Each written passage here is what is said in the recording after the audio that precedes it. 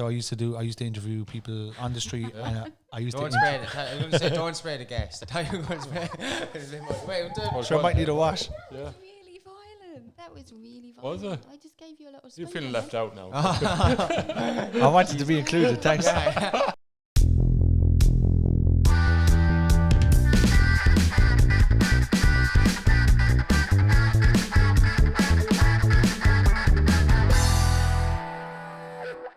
Welcome back to Everything from Nothing, Ireland's most guest-based podcast. Even though we have a no-guest episode coming out this Friday at what time?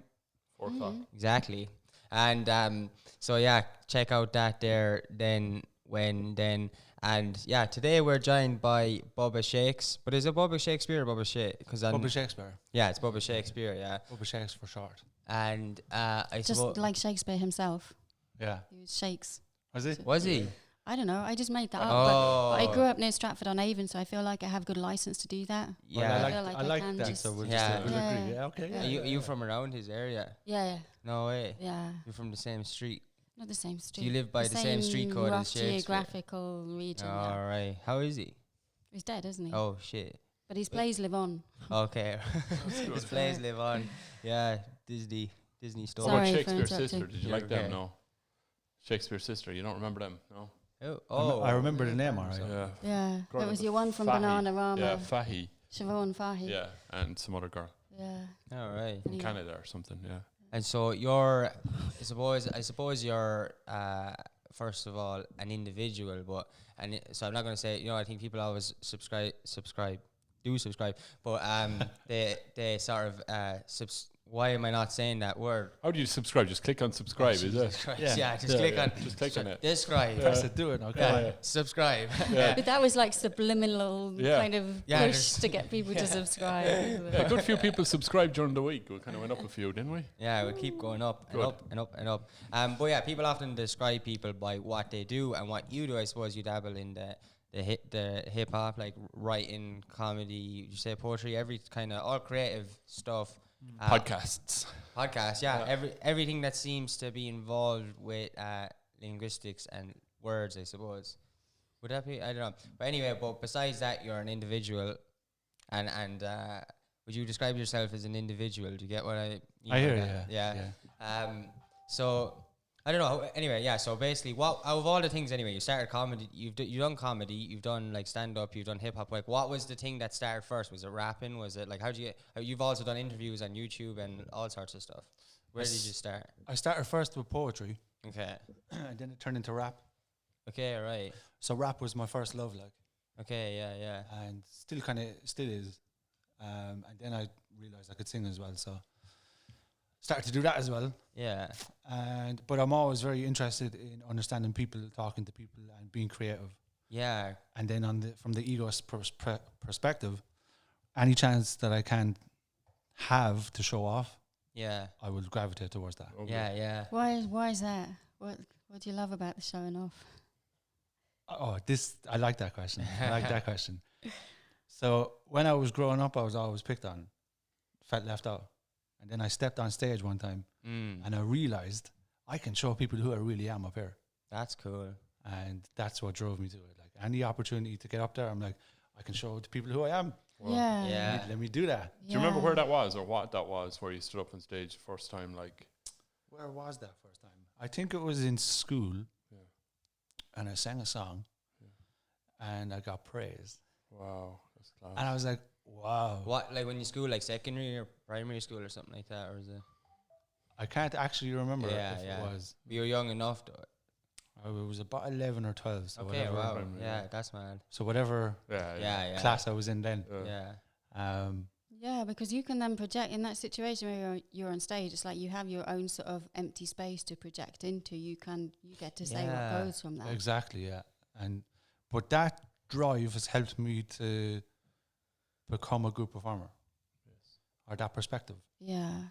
Like, of course, I had to go through the ego's perspective of it, where it was just for me. And what can I get?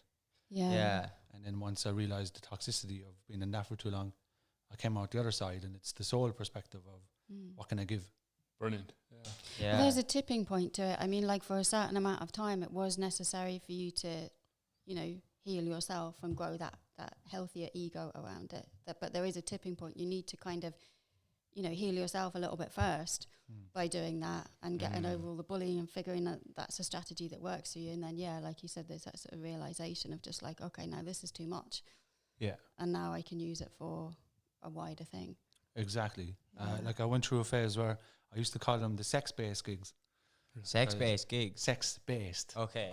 Because everything I was doing was just so I could get laid. Okay, right. And they were exhausting. Yeah.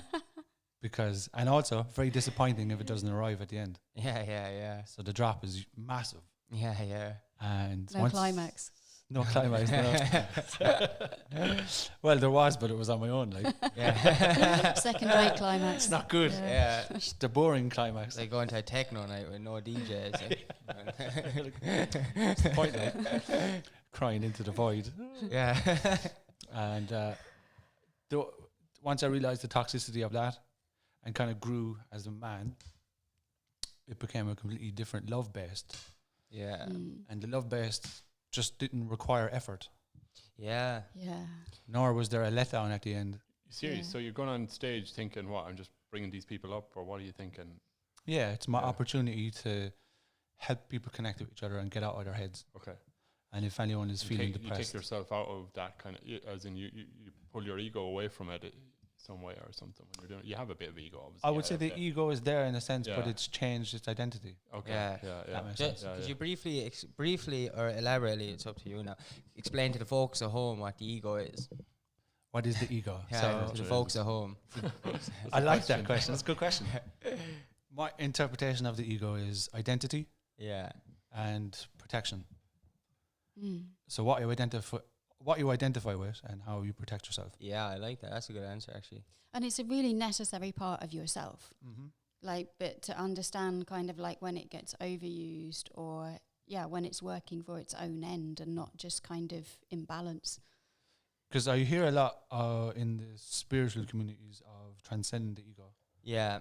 And I think some people interpret that as the ego is the bad thing that you should get away from. Yeah. Okay. But I personally believe we came to Earth to experience the ego Yeah, to be individuals. and Like, to make friends with it. Yeah. To learn how to manage it within the context of all the other aspects that, like the physical, emotional, mental, and spiritual aspects. You need to work to integrate and blend all of those. That's the purpose of like the life journey. Kind of thing. Yeah, 100. So you do have to make friends with, and manage that. So when a gig like really takes off and it's going well, the ego has to join in the dance like a little bit, doesn't it? Like kind of just, or you must kind of get carried away, as in get lost in the whole thing, no? Get high in some way. I feel, that would depend on how self-aware you are Okay. from my own experience. Okay. So the more you do it, you know. Yeah. So like, for instance, when I would get attention after a gig and it would be someone saying, "Oh, you're fucking gorgeous" or whatever, the ego would think, "Oh, I'm special Yes. because this person thinks I'm gorgeous." Yeah. But then the more you do it, the more people they say it to, the more you realize they'll say that to anyone who's on stage. Right. So don't take it Yeah. like it only happens to you. And Yeah. you get used to it. You know, it's like it doesn't just happen to you. I know. Yeah. A question, maybe I can ask you this question, because I used to ask this question myself when I started like reading up about the ego when I was younger and 15 and shit, and I was like, so I went on this path to try and like, well, not destroy the ego, but to sort of, I suppose I thought the whole thing was to get rid of the ego, and in that process of trying to get rid of the ego, which you can't, I found, maybe I'm wrong, but my experience is you can never actually get rid of it, but you can, was that I asked myself, I was like, wait, is this very egotistical of me to try and get rid of the ego? You know what I mean?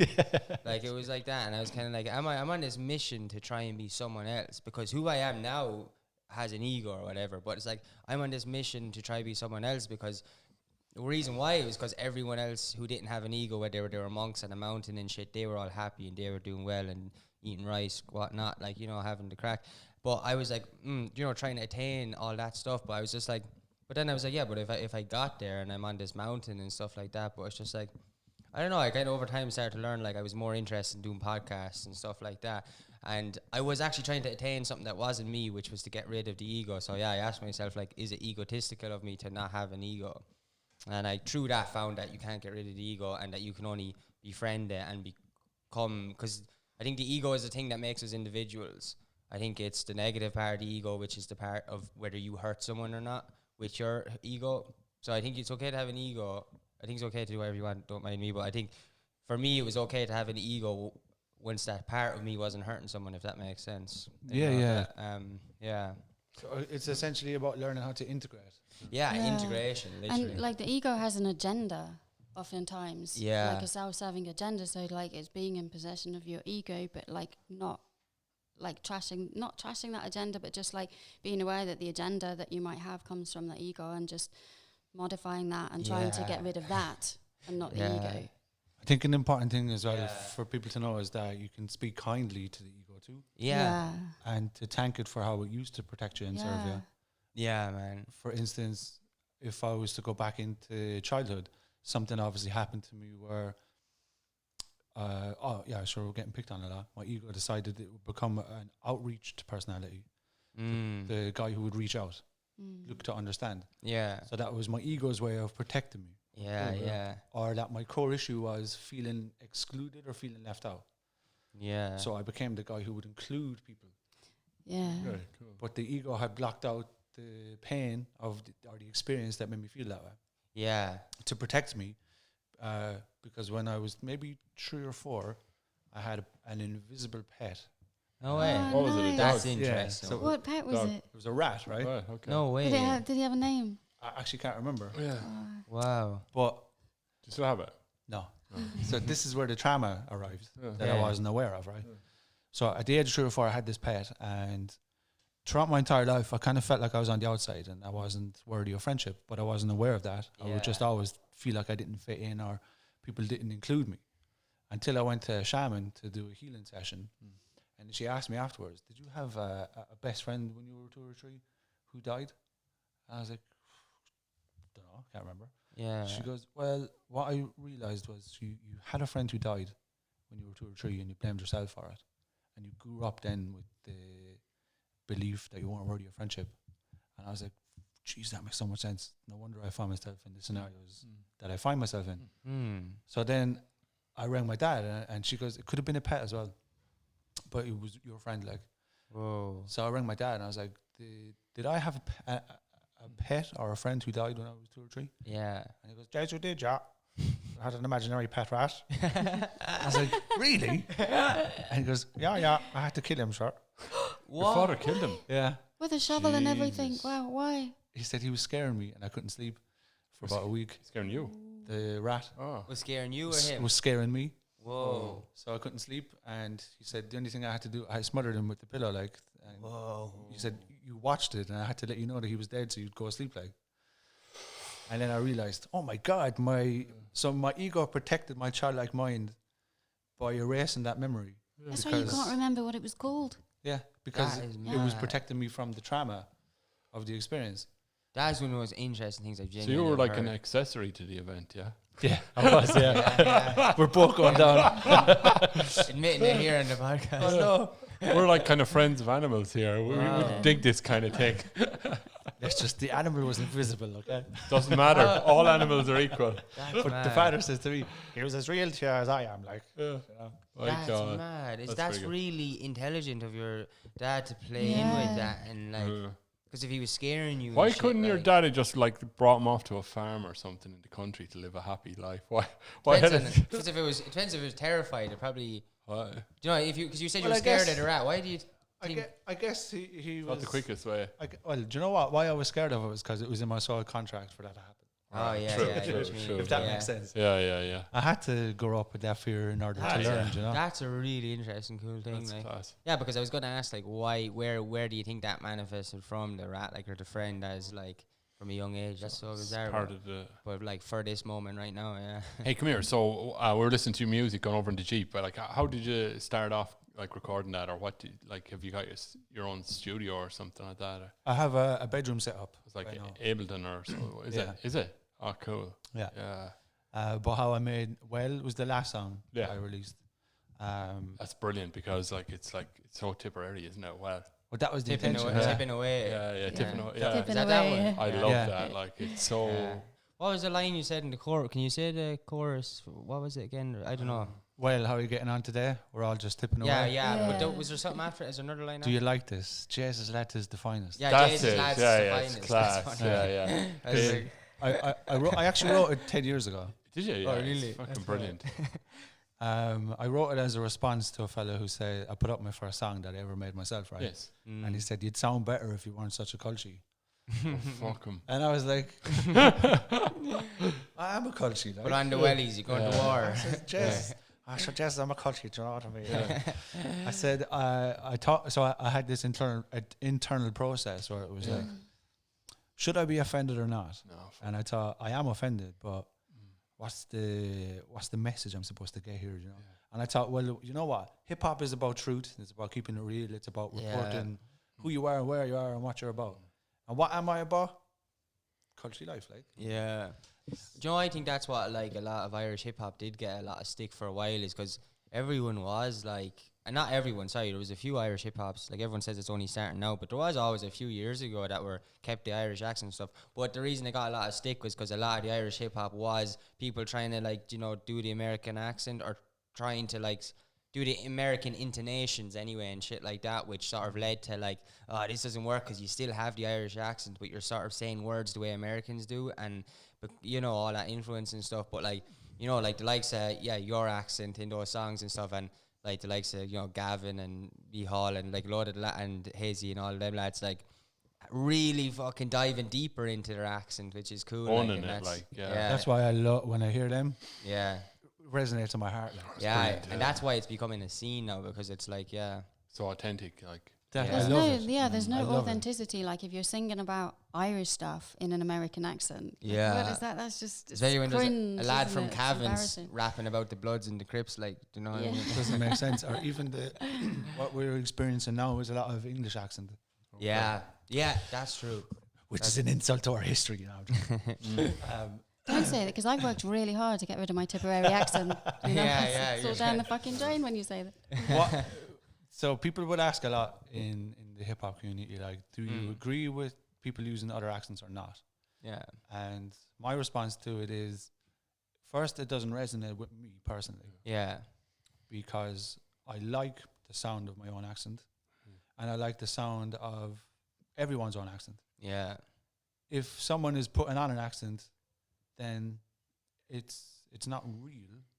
yeah, But then, because of my philosophical nature, I'll go, what is real anyway? yeah, But so my intention when I speak on these things is not to offend anyone, but just to express a truth that I live. yeah, So I heard a song that was getting blown up at the time. Yeah. And it didn't have an Irish accent in it, but it was considered Irish music. okay, right, I felt offended and sad yeah, because it doesn't represent me. yeah, It's like, can you really call that Irish rap? yeah, As me as an Irish man who raps, I can't identify with it. yeah, I can't hear me in it. yeah, I know what you mean. I think that's my whole thing though as well, is like I'm the exact same. I think that's the thing that seems to be working, and now there seems to be a scene coming across. I also think there's room for flexibility if, like, you know, if yourself even, or Gavin or anyone, if you yourself, like, if you came up with a concept for a song that involved you needing to put on an American accent and really going into it, but it like matches the concept of the song and it works, then do it. So bottom line, what I'm saying is, I think there's room for flexibility at the end of the day. If it works, it works. Like, if that, I don't know the song you're referring to, but like, because there might be one or two songs I know in the past that might be Irish hip hop that, I don't know, you know, if it's like the abstract concept is for them to change the accent and stuff like that, Well, then you it works. But if it's like, if it's unintentionally being like, you know, incorporated unconsciously, if they're speaking different accents, I think that's the thing where people need to become aware about. Well, I think if it works, it works. Because I used to do that. When I started Yeah. rapping at first, I had an American accent. Yeah, yeah. But I didn't know I had it. Exactly, Until yeah. I went down to Cork, met a rapper down there, and he said, and he goes, no, shout out to Brazzy, Dutch Gold Kid. Yeah. He put me aside one day and he said, listen, nobody will work with you if you have that accent. Yeah. And I went, what accent? And he said, the American accent. And I went, do I have an American accent when I rap? And he goes, yeah, you do, yeah. That's funny. So I had to go home and practice speaking in my own accent. Exactly. It's a hard thing to do though, like, because I met a lad in the park about a year ago, actually, last summer, and he had an American accent, well, like half American, half Irish. And I asked him like what part of America he was in, and I swear to God, he was like, "What?" He's like, "Oh, I get this all the time," in his half American accent. And I was like, "What?" And he was just like, "I've never been to America." And I was like, "What?" I was like, "Your family American?" He's like, "No." He said like and he knew where it came from. He literally just like, he was in college in Thurles, and he hadn't, like, he was a really nice guy, but he just basically said that he hadn't actually ever gone outside much, and it was all just watching TV and movie and stuff. And he had this full blown American accent, never left the country, like, mad. Never been around Americans either. That's always been a thing though with music. So like even the Beatles, they were said, why are you singing with an American accent, you know, back in the day. And now we don't consider that they do, but it would have been slightly different than their Liverpool accent. Definitely, that's true. There's always a kind of a slight change. And then they were so successful and stuff that the actual Liverpool flavour of that accent became the popular thing. So then they bring back up the Liverpool on it, you know what I mean, or whatever. Yeah, well, singing I think it's more programmed in us to sing in an American accent because their influence is huge. It's what you hear, so that's what just comes out. I sing in an American accent, but in recent years I'm consciously trying to change that to an Irish accent. Do you remember like Dolores O'Riordan, like you'd really hear the Limerick in her accent? I love that. And it was just so unbelievable, and that's what made her so powerful. Yeah. Like, The Arctic Monkeys as well. Like Alex Turner's yeah. accent is so strong and clear in that, like, proper northern, that, like, it really works for what they're singing about. It really, like, adds to the lyrics and the content of the stuff. Yeah. The thing that the Irish accent shows me in rap, when Irish people who don't rap listen to it and go, I don't like it because of the accent. To me, that's like, why do we have such a low self-esteem about our own identity? Yeah, exactly. Yeah. That's why I got offended when I heard that song that was blowing up. Like. Yeah, but there's a thing about that. That's like kind of, it's like if you see the same with art as well, that the eye automatically rejects what it's not used to seeing, right? So say we'll hear your stuff and Gavin's stuff, and now that we've heard it, we're like, yeah, we want more. You know what I mean? Because it was like, we weren't used to it first of all. I don't think though I think I liked it the first time I heard it though as well. Like even like Gavin's is probably the first I heard, and I think it was that he liked it, or he had confidence in it. You know what I mean? But naturally, your first trigger is wait, no. But that's a natural instinct, and then you go, actually, this is really good. And then because it's fresh as well, you want something fresh, that you want more of it. Well, that happened with English rap, like, you know, when it came out first, people were like, I'm not sure, like, grime and all, like, now it's cool, because they're used to it, like. Well, I think Irish thing is even cooler now because it's the newer, to us it is anyway, the newer thing. It's the fresher thing. We need to recognize that. So I want to speak to someone who's at home right now, putting on an accent, right? Please stop. Don't put it on. Go on. Please stop, because be proud of who you are and how you sound. Yeah. And you are responsible for the rest of us too. Yeah. If you take pride in how you sound and you pave that way, if you blow up with a song that doesn't sound like it's your own accent, that's an insult, bro, to identity. There's another thing though with it as well. It's all great works of art have the exact same thing, and it's called prosody. So everything is supported, or unity is another way of saying it. So like say Gavin's from Clonolty, so he might, or whatever his life would have been, the accent has to go with the lyrics, has to, same with your thing, your experience has to be supported by your accent. If it's not, you don't have prosody, you don't have unity, and it's not a work of art, like. I like that, That's true with all works of art, you know. So that if you say something about like growing up in Tipperary or whatever in an American accent, the whole thing starts to fall apart straight away. Yeah. Because it doesn't have unity. Yeah. I had a song like that in my American accent days. Where it was like, I'm not from the ghettos, come on to Meadows. Cool. I'm like, it's kind of, I know it's cringy. What? It's cringy. No, really? With a Tipp accent would be fabulous. But back then I didn't have the Tipp accent. From the higher perspective, I look back in cringe. Oh, cool. Well, no. But you know, like, that's like, but like, I think the cool thing about that shit is like, I genuinely think that is cool. Maybe because the cringiness might override that when you look back on it, but like to be able to have like that measurement of where you were at the time in the process, I think that's cool. However cringy it was or whatever, I don't know. I think it's really cool. nice evolution of how you come when you hold on to stuff like that, like old pieces of writing and shit like that. Like you kind of go, wow, like that. Yeah, that's evolution and change and proper integration around it. Yeah, it's just like what I was saying to you about getting the hair comment under. Song I did called Tarts. Not the most professionally recorded song in the world, right? Apparently, according to one person. Well, according to my own understanding. And that's not a judgment or a diss. That's just just how it is. Yeah. And, I decided I just wanted to put something out because the desire within me was just put something out and create momentum. You know what I mean? So I recorded it as best I could. Yeah. Made a video as best I could and my resources were absolutely nothing. Yeah. Because I had spent maybe a year or 6 months in bed and I had just come back to life. Yeah. So I was like, just put something out there. And got criticized for its shittiness. Shittiness, that's it. And I thought, well, I'm going to leave it there because there's evolution. Yeah, exactly. The next thing that comes out is going to be better. Yeah, it's having contrast as well. Like it's under deliver over promise. So one of the lads like Mihal just put the music video with him, and it was class. Like he said something to me that I'd sort of relay back to him, which was the whole like like all he was saying the music video was like he's like, yeah, I want to make something that's where I'm at and stuff. And he said that like, and then I was like, whoa, I really took that into, and I got what he meant by that, and I like tried to make sure that like the video was like that, so that like, and it's good, and it has like that like energy with it and stuff, and but yeah, kind of we always talk about that stuff, me and him, like about like just sort of it's the contrast as well. Is like if you try and spend ages trying to perfect it, like and there's loads of stuff I was trying to explain as well that I think people mess up with the music industry. It seems to be a lot in the hip hop and stuff, because a lot of the hip hop community is very much it's like you need that. It's sort of like boxing or something. You need that like fighting. You need to say your stuff is really good and better, and like you need to have that confidence, which is true.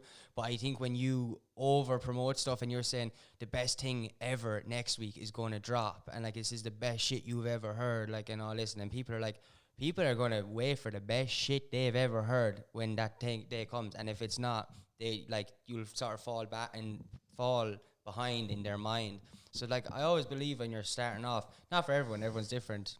I feel like there's benefit in just under promise, over deliver. Relax, take it easy. Just put out your shit. Whatever happens, don't delete your shit. Make another thing. Use the last shit that you might think is shit as contrast for the next thing. And I think people try and perfect stuff, whether it's their Instagram page and all this stuff. And I feel like I like your stuff is so like real and authentic. I feel like you just you put in the time and the editing and all that, but you also like, it feels like, I don't know, you're not worried about what you say, and you're not worried about the polishedness of it and stuff. Because it's just where I'm at. Yeah. Exactly, yeah. Like, in relation to the YouTube channel, the Bubba Shakespeare YouTube channel. Yeah.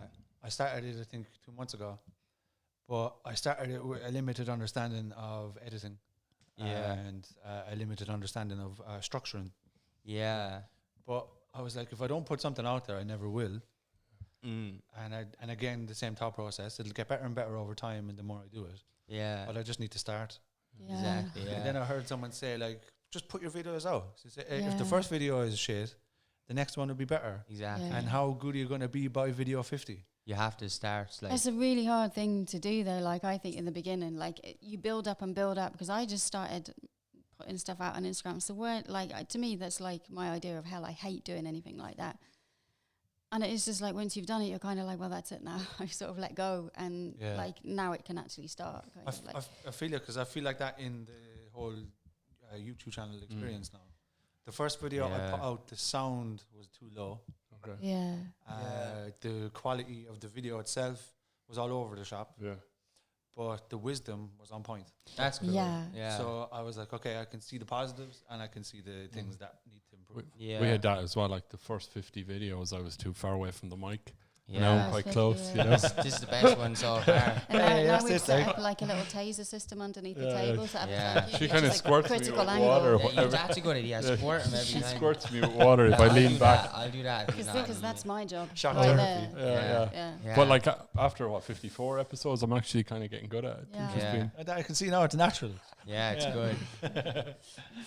Mic hey, control. It is a skill, mic control. definitely is. But that thing, like you're saying, like unless you start doing stuff, you don't have a starting point. Exactly. So you need that starting point. When that's there, yeah, you can kind of evaluate for yourself properly how something is. Yeah. And like out of doing that one thing, a lot of meaning and purpose came into my week. Yeah. Cool. That's really Yeah. good. Because I went from not doing anything Yeah. to having something out there that needs to improve. Yeah. Brilliant. And like I have 52 subscribers now. Yeah. 50, That's sorry, wicked. 54. That's class. The first one is the hardest, and the first 10 is the hard. It gets easy. You know what I mean? Yeah. People think like a million. Like the thing is, momentum is one like a really fucking magical force. Like you get momentum, you get momentum. That's it. So like honestly, the first like 100 is always going to be the hardest. Like really is like then like the first million. Like it. I know it might make sense or sound stupid, but momentum. When momentum builds, it's the snowball effect. It's easy for a big snowball to pick up more snow than it is for a small snowball. I feel you. So like like it is honestly the hardest. But what I'm doing when I see it is that I see the progress. Yeah. Because I understand there's no big things in life. It's a series of small things linked together. Yeah. Definitely. So I'm on the path. Yeah. And I have to train my brain to see the success. And even Yeah. every little small success is a buzz, isn't it? Any growth at all kind of keeps your head right, I think. Yeah. Everyone is Yeah. always looking for like that one thing. What's the one thing I can do to change stuff? And it's never a one thing. It's all of those things coming together. And It's Yeah. the cumulative effect of everything that changes. So lots of small changes. That's what kind of makes the mushrooms of Yeah. like that kind of thing of it. I know the thing that I don't know what that just made me think of like the like work hard and party later thing. I think is big as well. But people that like they work hard and party later, I feel like anyone that's ever tried to work hard and party later never ends up having the energy to party when they're done working and shit. But I don't know why that. Anyway, just to like change it up a small bit. There's probably a big bit or whatever. Yeah, we were talking about like in the car on the way over like narcissism and your experience with it. Would you like to talk about that? You have a story about the comedy club, which you made a video about, which I thought was Yeah. really interesting. Would you ever talking about telling the Yeah. our lovely folks at home the story? I'll You don't have to look at cameras. I'm just checking myself out. Okay, good. Fabulous. I approve it. That's good. So okay, on my YouTube channel I do a story time, Yeah. Yeah. and the story times are derived around dealing with narcissism or dealing with narcissists. And I Yeah. always like to arrive to spiritual conclusions. Yeah. And I have just put out part 2 last week, and part 3 will arrive this week. Cool. So, So in this video, I talk about this guy that I was friends with, who, to me, shown narcissistic personality, Yeah. and we had this whole interaction, which really showed me the narcissism. And I realized I had to kick him out of my house. So, what story do you want me to tell? Do you want me to Yeah, tell that you? one. I think that one's the one. Yeah, That's it goes good, into yeah, the- that's the it, comedy. yeah, The comedy Yeah, club and all exactly. that, Yeah, yeah, man. yeah. Yeah. That's a good one. So after we had our standoff. Yeah. So part 1 of my video on my channel it's called Dealing with Two Narcissists and Escaping. And in part 1, and in the second half of the video, I explain what happened in the standoff and the spiritual effects of it. So if you want to check that out, you can on Yeah. Bubba Shakespeare channel. And essentially, I thought that he wouldn't come to this event. I was hosting a comedy gig, and I thought he wouldn't turn up out of respect for the profession of being on stage. You know, don't bring your beef on stage, essentially. But then I realized, like, you're dealing And with... he did do comedy before. He's a Yeah, comedian. He is a comedian. Yeah. Sorry. Oh, yeah. Yeah. Okay. Okay. And He's a very famous comedian. yeah, really famous, yeah. That's going to be the title. Yeah. Who is it? A household name, but we're not You going said to. it. We won't say anything. Yeah. But you definitely know him. Definitely, 100%. He's on RT every Friday. Exactly, yeah. Every Friday night. he's not. He's got a show in America as well. Yeah. But he turned up, The bastard. and I realized, like, Of course he would, because He's the a way narcissist. yeah, 'cause he's a narcissist. So the way the narcissist views the world is they believe everyone thinks the same way they do. I would imagine. They believe that they can influence everyone to see the same way that they do. Exactly. There's a lot of it. So, And there's so much power in that. so in my perspective, I was like, if he was hosting an event, I wouldn't go Yeah. out of respect. But in his mind, he has to come up and defend himself and control the scenario Yeah. because he thinks I'm going to attack him on stage. Like, so it's my opportunity. Oh, he's like that fear that you might say something while he's not there or some shit. Yeah, and That's he can't, mad. so he can't control the narrative then. Like, Yeah. because what he was doing sets about me when I wasn't there. Okay, right. So he would think I would do the same thing, you know. Yeah. But I had no intention of doing that. At Was all. it funny, like, when he was doing sets about you? Some of the jokes were. Okay. Was it directed like your name or like sorry? yeah. They were what really? I'll set it up. I'll paint the scene. Okay. yeah, so- sorry. Go ahead. So I arrived there and I'm excited, right? Because I love hosting. Yeah. Yeah. So I'm thinking this is going to be class. I'm going to be funny and spiritual and inclusive. I can't wait by it. I'm going to have fun. So I went to the shop and got a load of sweets to hand out to the audience. Deadly. I was like, just an offering, you know. Yeah. What sweets were Sugar. they? Sorry. just Sugar I need always to know. works. Some form of chocolate. Rose is kind of one of those kind of lads. Chocolate bars. Oh, not even better. Yeah, loads of chocolate You'd have bars. bought me. I'd be coming to every gig. You know what I mean? I was going to paint it as like, this is a little offering, everybody, and here you go, just so we can have the fun and set the vibe. And so that happened. But halfway through, this guy turns up. And for anyone that has dealt with a narcissist, you may understand that fear-based connection that's there. Okay. And especially if you're one of an empathic nature. They change the vibration of the room. Yeah. They literally do. Like, Yeah. and the closer you are to them, the more they can impact that. Yeah, the more you feel it. Like, Yeah. if what I learned was that I was emotional. My emotional thinking was very high Yeah. because the wounds and the connection to him was very fresh. Yeah. It was only 2 weeks old. Like, Yeah. and so when he came in, I could feel the fear arise. I could feel him there. I could feel the fear, and I could feel me traumas and stuff still there. So I was a little vulnerable. Yeah. I'd say. But I had a bunch of Buddhist friends in the audience who I was a practicing Nichiren Buddhist at the time, Yeah. and they were there. And when he came in at half time, I went out and talked to them, and they said, "Look, it's your spiritual obligation to fulfill the night. You gave your word, Yeah. and once you stick to that word, you will have changed some form of a karma. Yeah. So this is your spiritual opportunity." And I was like, "All right, cool, okay." And I said, "How do I keep my integrity as well? Because I need to introduce him on stage, but right now I hate him. Yeah. And right now I can't see a positive. And I need to big him up when I'm bringing him up. I can't just bring him up and be like, here's this fucking useless cunt." Like, Yeah. you know? Here's your man. That's no good, you know? Yeah. And I thought, okay, I need to find the truthful sentence that isn't a lie. Yeah. So you can deliver it with meaning, like actually heartfelt meaning. Yeah. Say his nice hair or something like that. So I like his runners. What'd you say? You're like his brother. His So I like runners. his runners. Yeah.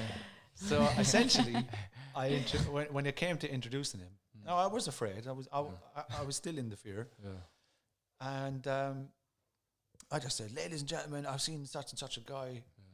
Be afraid and still come up and rock out a stage. And if this guy could realize how funny he really was, he'd never be afraid again. That's cool. So put your hands together for such and such a guy."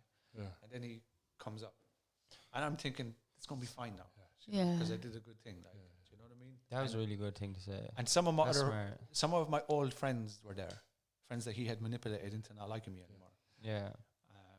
So they were there, and that was kind of hurting me too, because they were sniggering at me when I was saying things on stage and making faces and stuff. So I was like, "Oh, Yeah. this ain't good." So the first sentence out of his mouth was, "Well, I wasn't expecting that. Fucking lies." And everyone starts laughing. And I'm getting triggered now because I can see what's happening. I'm like, "Oh my God." No. He thinks that I'm trying to manipulate him into looking worse or something. He doesn't think I'm telling the truth. He thinks I'm trying to control him, like, or putting on a facade. And he then proceeds to talk about how I am a shit human being.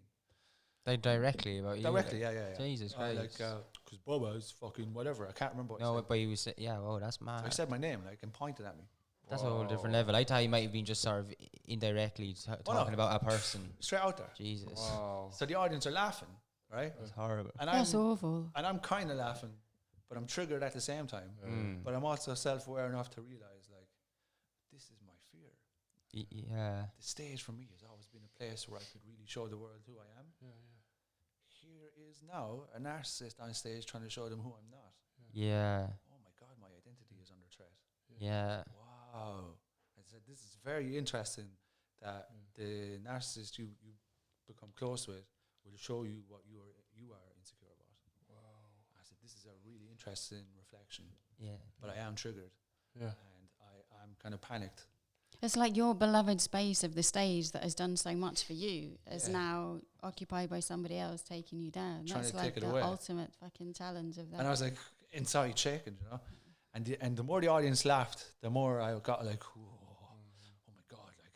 And then I remember he said something that went a little bit too far, and the energy in the room changed, and it was a bit weird. Turned against him.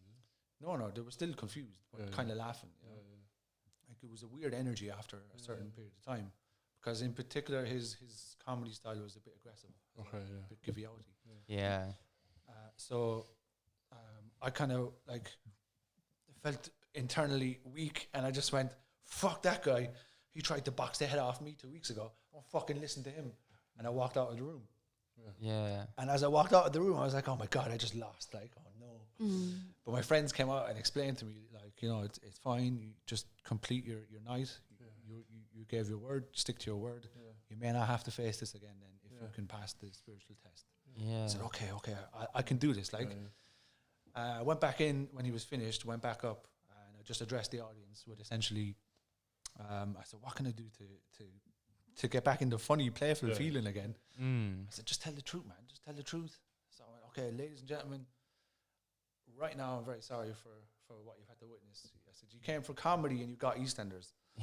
Yeah. That's good. And they kind of laughed. And I kind of laughed a little bit. And then I went, lads, I'm actually kind of scared, and I'm quite vulnerable, and I'm a little triggered, and I don't feel funny, but I promise I'll get there. I said, also, I'm spiritually obliged to find the compassion for this guy right now, but it's hard. I said, I'll get there eventually. I'm not there now, but I'll get there. Then he realizes, because I'm speaking truth, he's losing control. So he says, oh yeah, we're all just reflections of each other, aren't we? And I was like, he's just trying to have a dig at me about spirituality, like. So I just replied with, yeah, man, and you're a reflection of my childhood insecurities. Fuck, man. Wow. And then someone in the audience went, oh. And then someone else went, oh. And then I started laughing, and I went, we found it funny, lads. That's cool. And then I just went about the night. Wow. But the more I let go of it, he had to leave. He just left. Wow. He's getting nowhere. It just wasn't working for him anymore. Yeah. Nor was it controlling me, and I realized that's amazing. That's so cool. But the best part of the night was when the guy who was running it came over, because your man came back then at the end of it. The guy who was running it came over to him and said, if you ever do that again, I'm never letting you up here. I'm never letting you... To your man. Yeah, he said, I'm never letting you perform in here again. Yeah. What you did tonight was terrible. You can't ever do that again. Wow. Then came to me and said, I'm very sorry for what you did. Yeah. But I love how you handled it. Good job. That's cool. And for me, I was like, wow. What an interesting reflection. Because when you're dealing with narcissism, you can get gaslit, where you feel like the rest of the world doesn't know what you're going through and they can't see it, and only you can see it. So it's very lonely. And the other thing is that then you keep on talking about it, and you keep on talking about it because you desperately want people to hear and understand and feel it. And at best, people kind of go, well, it's 6 of one, half a dozen of another. But in you continuing to talk about it, you know, you're just grinding yourself down. You're putting yourself in a negative biochemical space, and like you're fueling it. Then if you just go, do you know what? It's not my shit. Your desire to be heard as well can trigger you, don't they? And there's not, and you can it can be seen as crazy as well. Yeah, absolutely. Because you're pleading with, like, believe me, and they're like, look at how you're acting. I'm like, oh my God, control. Oh. But that thing, like, because I watched the stuff like on your YouTube channel about that, and like, I wrote it down here. I had a little cheat sheet here, because that thing that you said about like keeping your own integrity. Once you understand that that's kind of like your job and your purpose in that is like that's huge, because then if you just take that and just be like, was I me? Was I true to how I feel, and what did I express what I wanted? The rest of it sort of doesn't really matter. If that's your only question around it, you're just like, but was I true to me? Did I say what I thought in a reasonable way? And then it sort of becomes all right. I don't know, it's kind of like laying down your weapons, isn't it? Where you sort of just, was I just me? Was I not doing a knee-jerk reaction or response to somebody else and just playing like one potato, two potato, like, just fueling the fire? If you keep your own integrity, that escalation rarely happens. You become stronger as well, don't you? Like when you got through all of that and did all that, it's kind of harder for him to come back the second time and do anything with you. You know what I mean? Because you've won. Like, well, he did try. Did he? Yeah, he did try. And was it easier the second time? So much easier. Yeah. Was it? Yeah. See, what I learned is when you're still connected to them, your emotional thinking is quite high. If you are an empath, you emotionally think, and if you're a broken empath, your emotional thinking can overpower rationale, and that can be manipulated. It's just reactions and responses, but it's not even like a level of thinking. It's just a reaction and a response. What was it like when he came the second time? Like, what was? So the second time, I actually had a conversation with my friend about him, and he was going to move in with my other friend, and I was trying to explain to my other friend, like, you represent the same thing that I do to him. So I said, I'll tell you what's going to happen. He's going to move in. You'll be the finest for a while. You'll start to get fed up of how he is, and you'll start to challenge him and try and help him better himself. He's not going to want that, and he's going to lash out at you, and it's going to get violent. Yeah. You're going to feel left out. You're going to feel all these things. He's going to make you feel a certain way, and he'll lash out at you, and you're going to have to kick him out. Yeah. And your man responded with, no, it's not going to happen with me. Like, it did happen. Yeah. Did you say, like, I told you? I never got to see him because they all stopped being friends with me after, because he had told them that's mad. what stories like. So I thought, from learning from that, it makes, when the second time then when he tried to do it again, was he burnt all his bridges in the city and was moving to another city.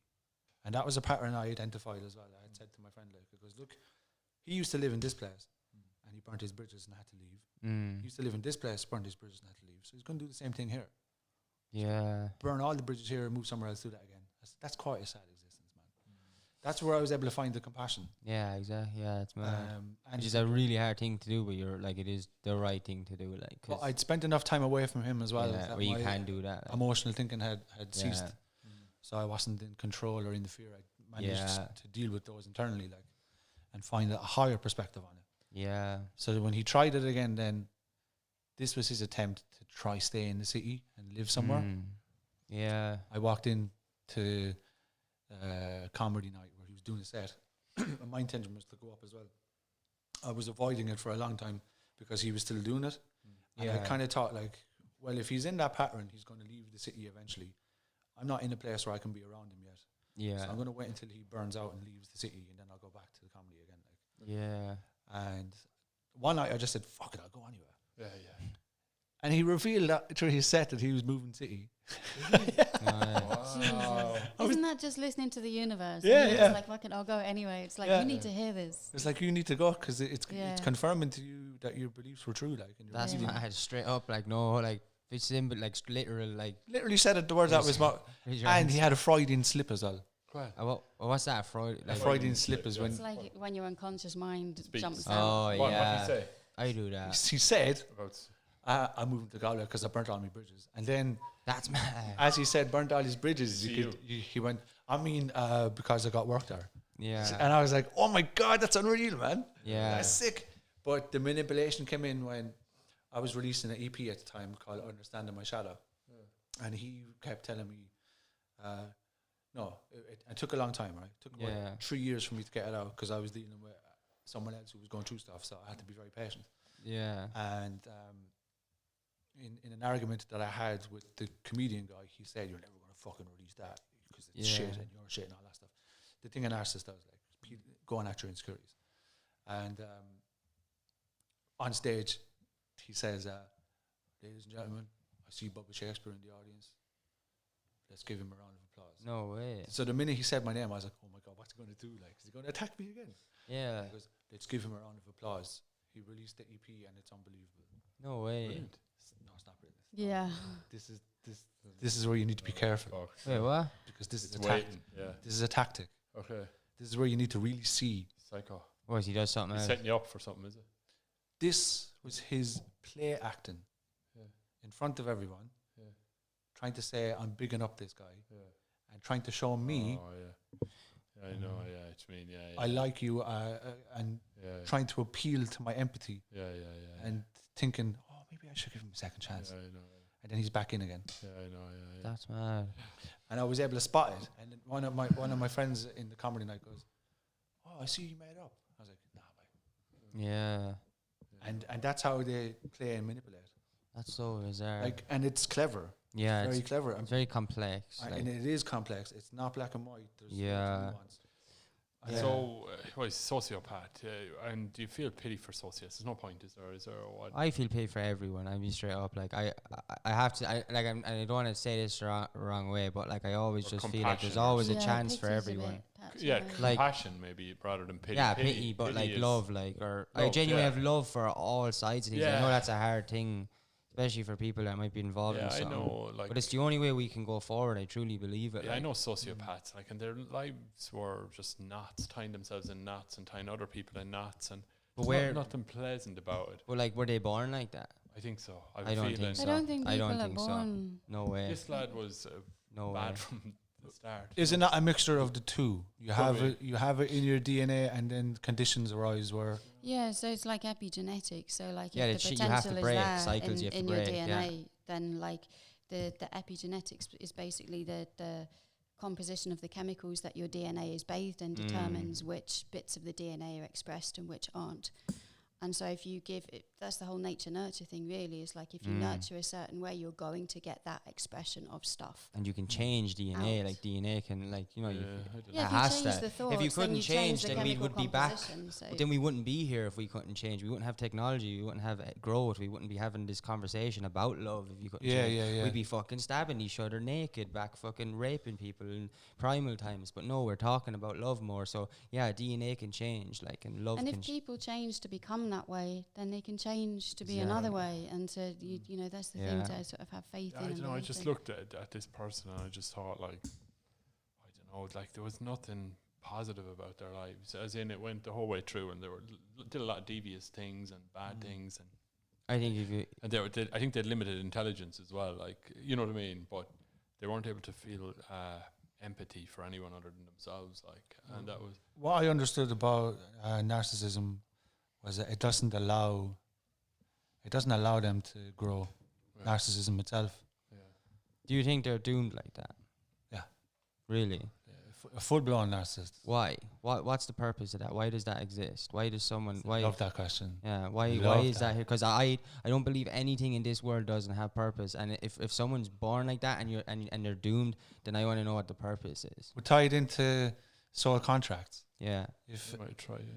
so, to bring it back to a personal level, if I'd never Yeah. met that toxic scenario, Yeah. I wouldn't have gotten to know myself as deeper as I Yeah. did, or as deep as I did. I wouldn't have known my loneliness loneliness was a big insecurity, or feeling ugly was a big insecurity. I wouldn't have recognized it because I'd never experienced pain enough to make me want to change. Yeah. So before what I imagine or what I believe is that before we were born, we had a contract. Yeah. I believe in that too. And in that contract, it was like, if you don't reach a certain level of understanding about yourself, I'm going to turn up and fuck you up. You're gonna come and do it again, and you're gonna keep trying again till you get it as well. Like, And then someone else is like, and if you don't learn from that, I'm going to come and fuck you up. yeah. And then someone else is like, if you do learn from that, I'm going to come and help you out. Yeah. Yeah. I know. It's actually, when it's all so complex, but down at the very basis, it's very simple as that. Yeah. Like, Like, because there's loads of soul contracts and Yeah. loads of possibilities. yeah. Yeah. But I think put into those possibilities is the chance that you can kind of, you know, work with the flexibility of that contract and actually kind of surpass Yeah, true. what you set out Yeah. to do. And Yeah. I mean, that's like But in my job, like I have to believe that everybody can change Change, oh and yeah. improve and heal I in think- some ways. If not, I just couldn't do it. I couldn't help. I Wow. couldn't engage with those people, and that's Yeah, because I would subscribe to that as well. Yeah. But it is. I think it's hard for you when you're involved in the situation, would you say, to see it Well, no. when you've been affected by it? I would have believed anyone can heal from anything. Okay. But for a narcissist, it's a lot harder because narcissism itself doesn't allow that. Yeah, Exactly. yeah. It Yeah. gives you a Yeah. framework Yeah. which more or less prevents or certainly makes it very hard to Yeah. break out of that Yeah. and to see anything And different. I think why it's important for anyone who's been a victim of narcissism Yeah. to know that narcissism itself necessarily does not change because it doesn't allow the person to change. Yeah. You need to understand that so you don't get manipulated in the future. Okay. So just to clarify, why I'm saying I don't think anyone's born like that, and I know what you're saying they are, but I'm talking about, which I think you might understand, like get, is because I'm talking about deep beneath the conditions, the contracts, whatever you want to call it, that was set on that person or any other person that might be a narcissist or whatever. I do believe there's a soul. I do believe there's no narcissism in heaven. You know what I mean? Like I believe there was no narcissism before we came here. But yeah, so as you said, I think that's I agree with that. I think that narcissism might exist for that purpose and all that.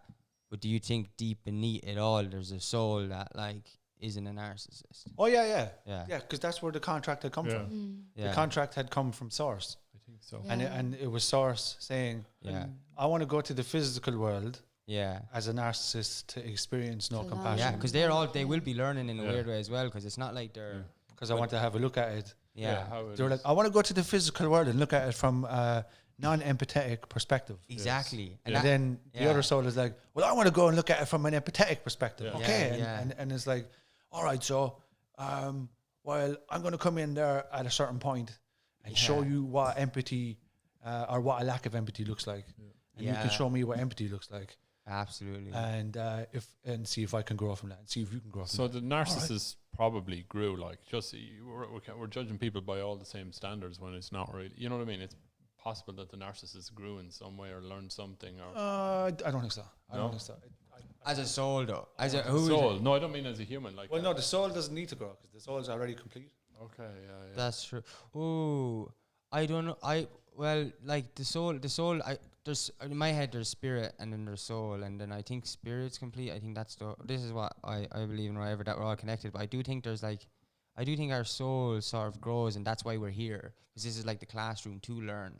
Because if the soul already knows, then what do we need to know? Why are we here?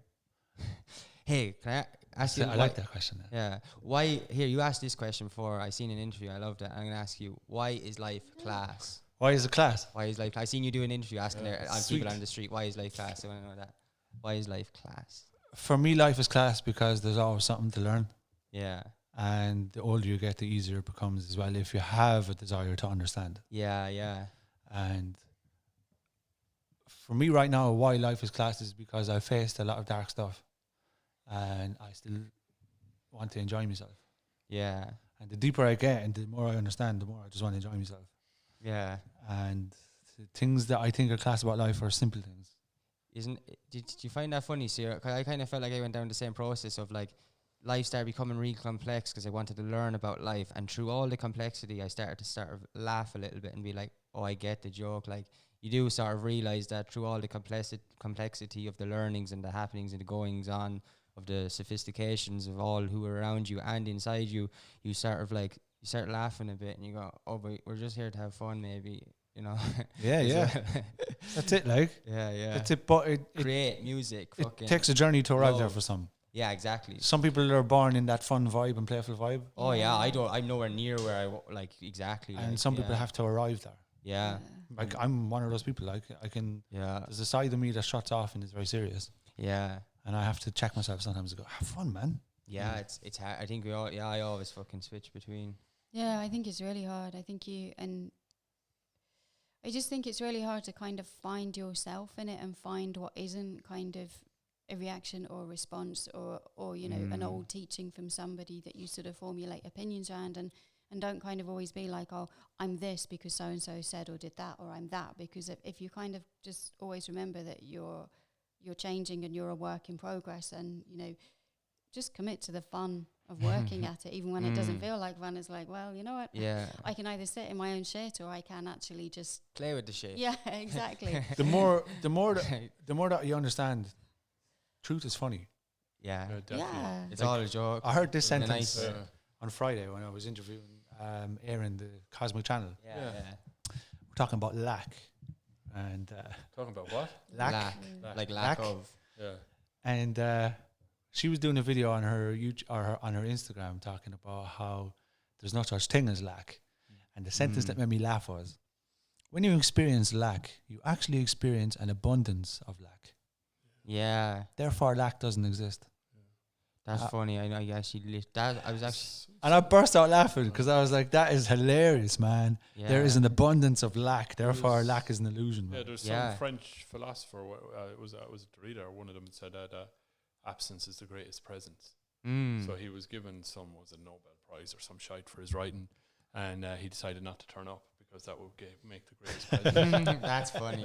That's right. Good. And it was to go with his More interesting. philosophy. Yeah, so he just didn't turn up. That's fucking funny. And I That's guarantee you, class. it was more interesting. It was. Yeah. Wow. And especially when you lose someone, they become the biggest presence in your Yeah, life. yeah. When they're Yeah. there every day, you don't appreciate them as much. Yeah, the But when biggest presence is lack, like with Yeah. money and everything. Yeah, And the whole lack thing, man. yeah. I found myself the other day going, I can't actually lack because it doesn't exist. That's unreal.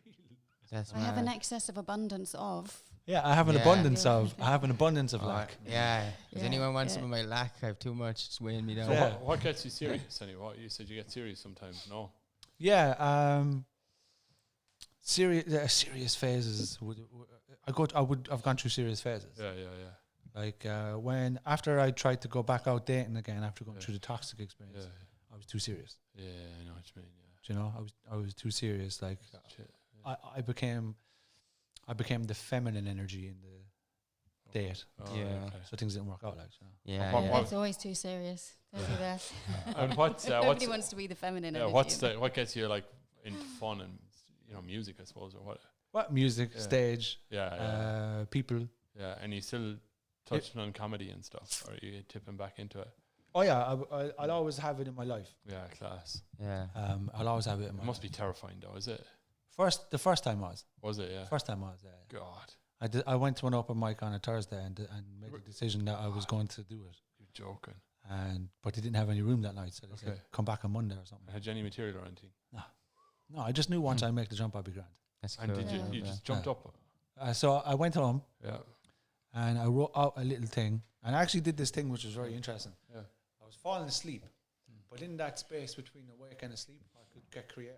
I started writing the set in my head. And because I found when I would write things, I wouldn't write them how I speak. Yeah. So I thought that it was better for me to go with ideas. Yeah, yeah, yeah. So I made the set in my head and went and I did it and I really enjoyed it. But I remember before I got called up, I kept looking at the door. I was like, I want to run. I want to run away. I want to run away. And I went up and enjoyed it Was it terrifying? before I got up. Okay, and once you got up, what happened? Finest.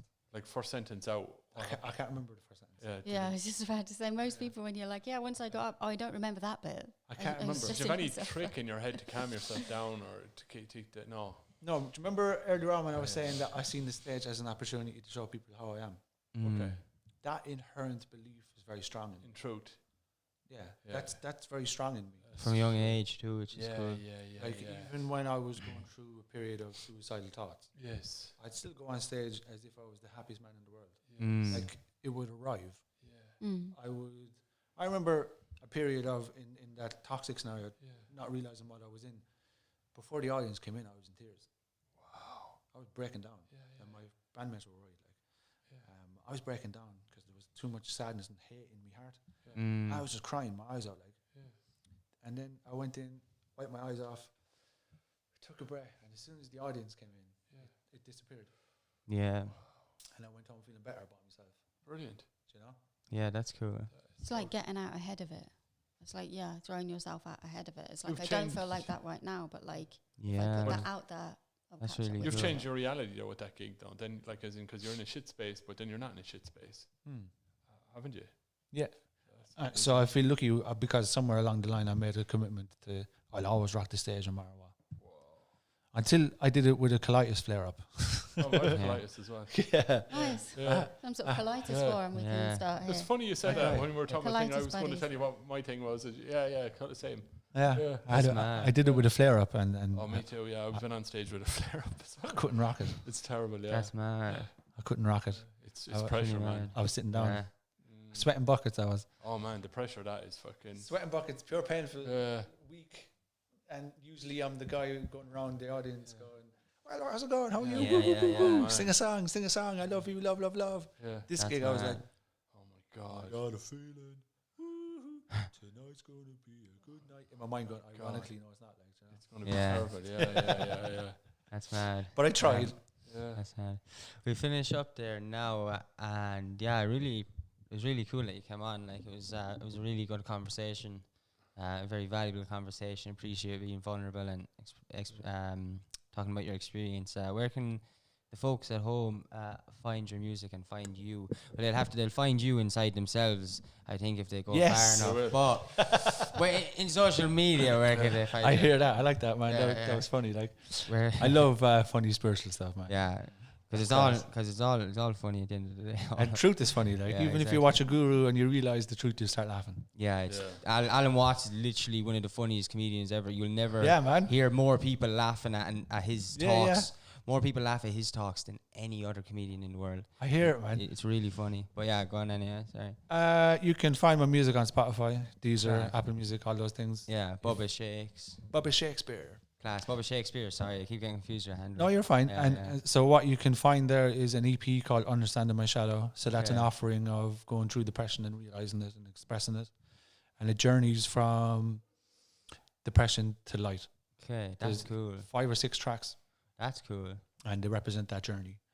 And you can hear it in the change of music as well. Like, That's cool. and then you can also find my latest song up there as well, called Well.